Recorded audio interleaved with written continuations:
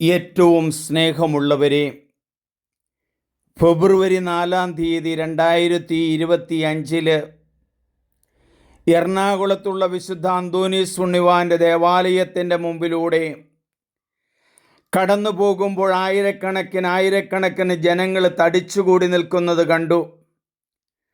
ആ അവസരത്തിൽ എൻ്റെ മനസ്സിലേക്ക് കടന്നു വന്നത് ഇറ്റലിയിൽ വിശുദ്ധ അന്തോനീസിനെ മരിച്ച് അടക്കിയിരിക്കുന്ന ആ സ്ഥലത്ത് ദിവ്യബലി അർപ്പിച്ച ഓർമ്മകളാണ്.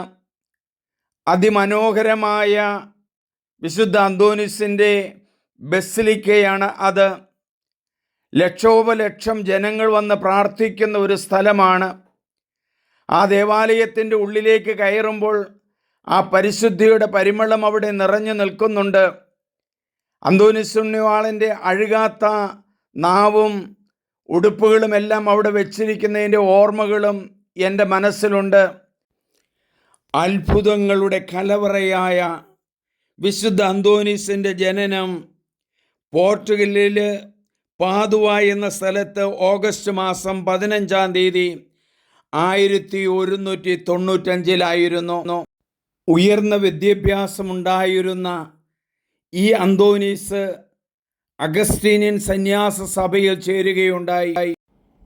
1220 വിശുദ്ധ ഫ്രാൻസിസ് അസിസിയുടെ കുറേ വൈദികരൊന്നിച്ച് മൊറോക്കോയിലേക്ക് പോവുകയും പിന്നീട് അവരുടെ മൃതശരീരങ്ങൾ, രക്തസാക്ഷികളായി മരിച്ച അവരുടെ മൃതശരീരങ്ങൾ കണ്ട് തനിക്കും അവരെ പോലെ ഒരു രക്തസാക്ഷിയാകണമെന്നുള്ള ആഗ്രഹത്തോടെ വിശുദ്ധ ഫ്രാൻസിസ് അസിസിയുടെ സന്യാസ സഭയിൽ ചേരുകയും ചെയ്ത ഒരു പുണ്യാത്മാവാണ് വിശുദ്ധ അന്തോനീസ്. മാതൃകാപരമായ ജീവിതങ്ങൾ എത്രയോ മനുഷ്യരെയാണ് ലക്ഷ്യത്തിലേക്കും ദൈവത്തിലേക്കും അടുപ്പിക്കുന്നതിൻ്റെ വലിയ മനോഹരമായ ഒരു കാഴ്ചയാണ് വിശുദ്ധ അന്തോനീസ് നമുക്ക് തരുന്നത്. പ്രസംഗത്തിലും പുണ്യത്തിലും ഉന്നത ശ്രേണിയിൽ നിന്നിരുന്ന ഈ മനുഷ്യൻ കടൽ തീരത്ത് പ്രസംഗിക്കുമ്പോൾ മീനുകൾ, മത്സ്യങ്ങൾ വന്ന് കേൾക്കുവാൻ വരുമായിരുന്നു. വിശുദ്ധ ഫ്രാൻസിസ് അസിസിയെ പോലെ തന്നെ പ്രകൃതിയെ സ്നേഹിക്കുകയും പ്രകൃതിയുമായി ഇഴുകി ജീവിക്കുകയും ചെയ്ത ഈ മനുഷ്യൻ ഇന്നത്തെ കാലത്ത് നമുക്കൊരു മാതൃകയാണ്. ഈ പുണ്യാത്മാവ് ജൂൺ 13, 1231 പാതുവായിൽ വെച്ച് മരിച്ചു. മരണത്തോടെ അവസാനിക്കുന്നതല്ല മനുഷ്യ ജീവിതമെന്ന് വ്യക്തമായി കാണിച്ചു തരുന്ന വലിയൊരു പുണ്യവാനാണ് വിശുദ്ധ അന്തോനീസ്. ഈ അന്തോനീസിൻ്റെ ദേവാലയത്തിൽ സന്ദർശിക്കാനും ബലിയർപ്പിക്കാനും അഴുകാത്ത നാവ് കാണാനും എല്ലാം ഈ എളിയദാസന് കൃപ ലഭിച്ചത് നന്ദിയോടെ പ്രാർത്ഥനയോടെ ഓർക്കുകയാണ്. ഞാൻ ജനിച്ചത് സെൻറ് ആന്നീസ് ചർച്ച്, ഞായപ്പള്ളി, കുട്ടമ്പുഴ, കോതമംഗലം രൂപതയിൽപ്പെട്ട ആ ഇടവകയിലാണ്. ചെറുപ്പം മുതലേ ഈ പുണ്യവാനോട് വലിയ ദാഹവും അനുഗ്രഹയാചനകളും നടത്തിയിരുന്ന ഒരു എളിയ പുരോഹിതനാണ് ഞാൻ ഇന്ന്.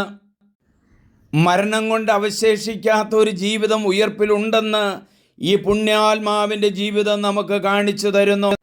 ഈ പുണ്യപിതാവ് യാത്രക്കാരുടെയും പാവപ്പെട്ടവരുടെയും നഷ്ടപ്പെട്ടു പോകുന്ന സാധനങ്ങൾ വീണ്ടെടുക്കുന്നതിൻ്റെയും മധ്യസ്ഥനാണ്. നീതു എന്ന് പറയുന്ന ഒരു പെൺകുട്ടിയുടെ 8 പവൻ സ്വർണം നഷ്ടപ്പെട്ടു പോയി, കാണാതെ പോയി. എന്നെ വിളിച്ച അവസരത്തിൽ ഞാൻ പഠിപ്പിച്ചൊരു പ്രാർത്ഥനയുണ്ട്. നഷ്ടപ്പെട്ടു പോയ ഉണ്ണീശോയെ കണ്ടെത്തിയ യോസേപ്പ് പിതാവേ, മാതാവേ, വിശുദ്ധ അന്തോനീസ് പുണ്യാള, ഈ മകളുടെ നഷ്ടപ്പെട്ടു പോയ സ്വർണം കണ്ടുകിട്ടാൻ ഇടയാക്കണമേ എന്ന് 250 പ്രാവശ്യം പ്രാർത്ഥിക്കാൻ പറഞ്ഞു. 45 ദിവസം പ്രാർത്ഥിച്ചു, കിട്ടിയില്ല. 45 ദിവസം പ്രാർത്ഥിച്ചിട്ടും ലഭിച്ചില്ല. അവൾ കേരളത്തിലേക്ക് പോരുന്ന അവസരത്തിൽ എന്നെ വിളിച്ചു. അപ്പോൾ ഞാൻ അവളോട് പറഞ്ഞു, മോളെ, അവിടെ നീല നിറത്തിലുള്ള ഒരു ബാഗ് ഇരിപ്പുണ്ട്, ആ ബാഗിൻ്റെ സൈഡ് പോക്കറ്റിലുണ്ട്.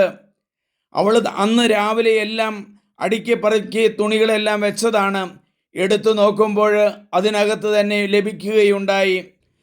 ആയിരം ആളുകളോട് ഞാൻ പറഞ്ഞു കൊടുക്കുകയും ചെല്ലുകയും നഷ്ടപ്പെട്ടു പോയ സാധനങ്ങൾ മാത്രമല്ല, ഒളിച്ചുപോയ കുഞ്ഞുങ്ങളെ കണ്ടുകെട്ടാനും ഇടയായ ഒത്തിരി സംഭവങ്ങളുണ്ട്.